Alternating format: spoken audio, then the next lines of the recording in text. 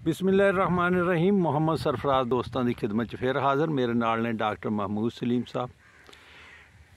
Doctor Mahmood Salim साहब जिहड़े आ तिब दे विच खसूसन पहलवानां दे विच किसी तारफ दे मोहताज नहीं हैगे। ते अजकल एक बीमारी जिहड़ी आम हो गई है शूगर दी, उहदे बारे डॉक्टर साहब नाल गल करदे हैं। डॉक्टर साहब अस्सलाम वालेकुम जी। वालेकुम। डॉक्टर साहब शूगर आम हो गई है, इहदी की वजूहात आ ते इहदा की कीता जावे, आवाम की करे जिहड़ा बच सके? बीमारियां दे अमूमी तौर ते जी दो पहलू हुंदे ने। एक खानदानी बैकग्राउंड हुंदा है, ਜਿਹੜੀਆਂ बीमारियां ਤੁਹਾਡੇ माँ प्यो ने ਉਹ ਤੁਹਾਨੂੰ ਹੋਣੀਆਂ ਨੇ, ਤੁਸੀਂ ਉਹਦੇ ਚੋਂ ਸੇਮ ਜੈਨੇਟਿਕ ਮਟੀਰੀਅਲ ਦੀ ਵਜ੍ਹਾ ਤੋਂ ਤੁਸੀਂ ਉਹਦੇ ਚ ਗੁਜ਼ਰਨਾ। ਦੂਸਰਾ ਜਿਹੜੀਆਂ ਵਕਤ ਦੇ ਨਾਲ ਨਾਲ ਬੰਦਿਆਂ ਦੇ ਇਵਾਲਵ ਹੋ ਜਾਂਦੀਆਂ ਉਹ ਬਿਮਾਰੀਆਂ ਨੇ। तीसरियां वबाई अमराज होंदियां ने, जिवें कोविड आया। जितों तक डायबिटीज़ का या शूगर का ज़ियाबीतस का मसला है, आम तौर ते दो किस्म की है, जी 40 साल तो पहलों छोटी उम्र च हो जाती है या 40 साल तो बाद होंदी। वजूहात विरासती तो अलावा ਜਿਹੜੀਆਂ ਨੇ ਉਹ ਖਾਣ ਪੀਣ ਦੀਆਂ आदत और सुकून दी वाफर नींद की अदम मौजूदगी और दिमागी दबाव, यही समझ आउंदियां ने तीन वजूहात। खाण पीण दी की है जी? खाण नूं तो रोटी खांदे आ लोग, होर हुण कोई नवीं चीज़ तो आई नहीं, कणक ही खांदे। रोटी जिथों तक है जी, बंदे दे जिस्म दो तरह के होंदे ने, एक्टिव बॉडी है तो इनएक्टिव बॉडी है। कुछ जिहड़े काम करन वाले ने उन्हां विचारिਆਂ ਨੂੰ कोई ये नहीं आंदा भी तू रेस्ट भी कर लै, तो कुछ जिहड़े बैठे ने उन्हां ਨੂੰ कोई ये नहीं आखण वाला भी यार तू फिरिया टुरिया घर खराब हो जाएगा। ये ਜਿਹੜੀਆਂ इंतहाई दो मुतजाद कैफियत ने, ये शूगर का बायस बन सकदियां ने। ज़्यादा आरामदेह जिंदगी ते या बहुत ही बेसकूनी वाली जिंदगी, दोवें शूगर बंदे नूं लैके जांदी। ये तो हो गया ना जी, आराम नाल टाइम दे नहीं करते ते जां बहुत करते है जी, वो हो गया। ते जिहड़ा हैगा खुराक है ਉਹਦਾ की किरदार है जी ਇਹਦੇ ਵਿੱਚ? खुराक जिहड़ा जी ਜਿਹੜੀ बुनियादी तौर ते तिब है या वेद ने वो आंदे ने ਜਦੋਂ तक तुहानूं भुख नहीं लगती उदों तक रोटी ना खाओ जी। ये ਜਿਹੜੇ बिटवीन द मील एक बंदे ने सुबह 8 वजे नाश्ता किया तो 2 वजे उसकी दोपहर की रोटी बनती है, हाँ जी, या 1 वजे उसकी दोपहर की रोटी खाने, वो 8 तो लैके 1 वजे तक या 2 वजे तक जिहड़ा दो खाणिਆਂ ਦੇ दरम्यान कुछ खांदा है, हाँ जी, वो अजाफी खाने जिहड़े ने वो बंदे नूं ज़्यादातर शूगर वाल लैके जांदे। बसियारखोरी जी, यानी थोड़ा खाना चाहिए। हाँ जी, वक्त नाल खाना चाहिए। वक्त दे नाल किदां जी? वो फिर वेला कवेला तो हो ही जाता।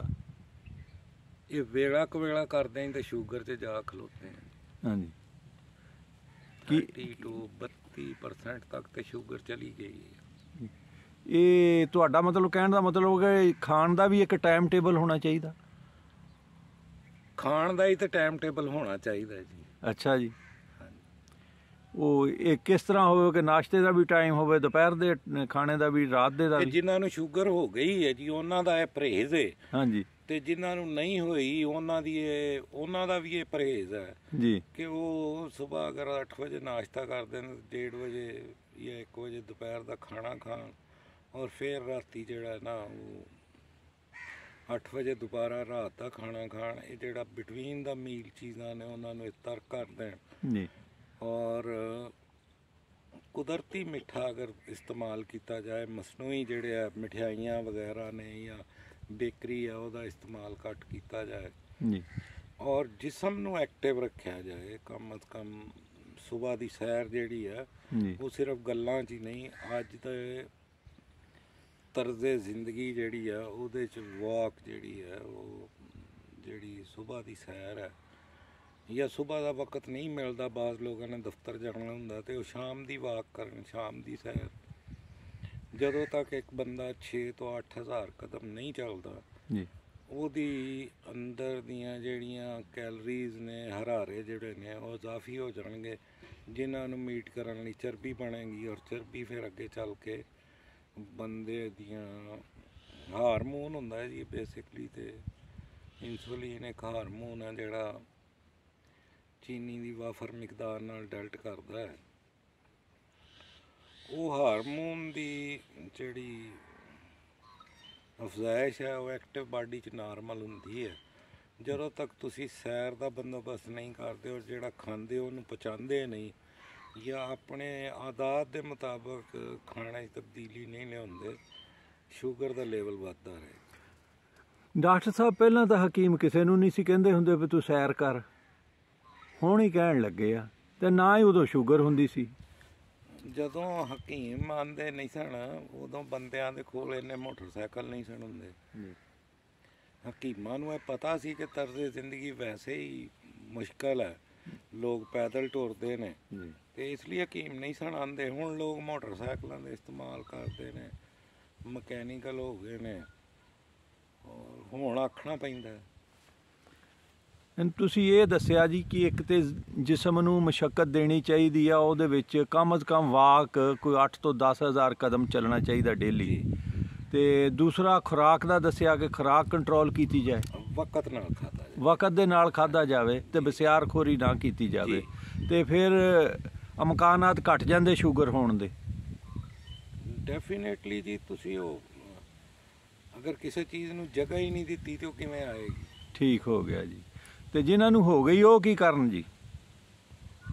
ਜਿਨ੍ਹਾਂ ਨੂੰ ਸ਼ੂਗਰ ਹੋ ਗਈ ਹੈ ਜੀ ਉਹ ਮੁਨਾਸਬ ਦਵਾਈਆਂ ਇਸਤੇਮਾਲ ਕਰਨ। ਅੱਜ ਦੀ ਜਿਹੜੀ ਅੰਗਰੇਜ਼ੀ ਮੈਡੀਸਨ ਨੇ ਉਹ ਬੜਾ ਅੱਛੇ ਇਲਾਜ ਆ ਗਏ ਨੇ।